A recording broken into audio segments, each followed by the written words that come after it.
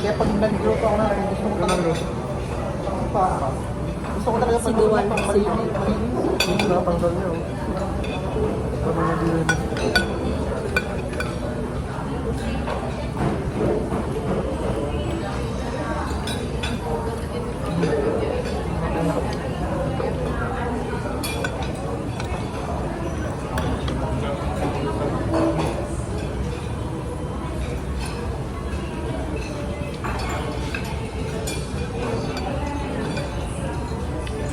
Ito naman ba yun? Ano yan ko?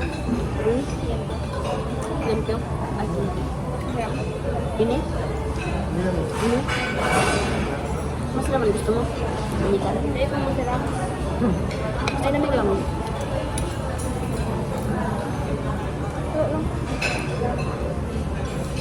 Bilit lang.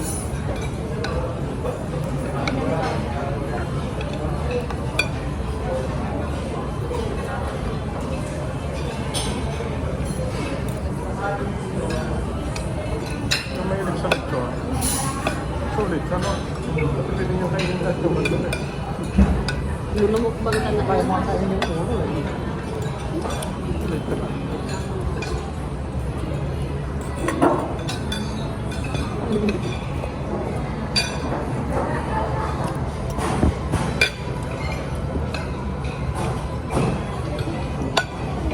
Mamaya, parang salon kayo, wala kami problema. Pasok kami ni Kuya.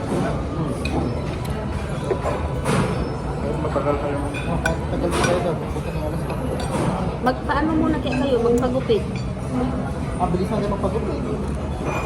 Nang napagupit ako sa David Salon, 20 minutes. Kasama na yung pagbugas-bugas nila. Kasi pag basa nila, i-blower nila para sa tayo. Konting antay lang yan, 4 minutes na blower. Wala na si David Salon. Nasa 5. 300. Nung pagupit ako, nasa 500 kilometers. Kaso si Marikina naman. Kasi napapansin ko sa mga store, depende sa upa. So, itong salo?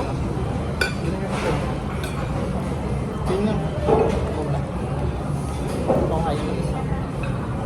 Ayoko ko masalo. Ini nagkuha man baga ko yung kaso atin.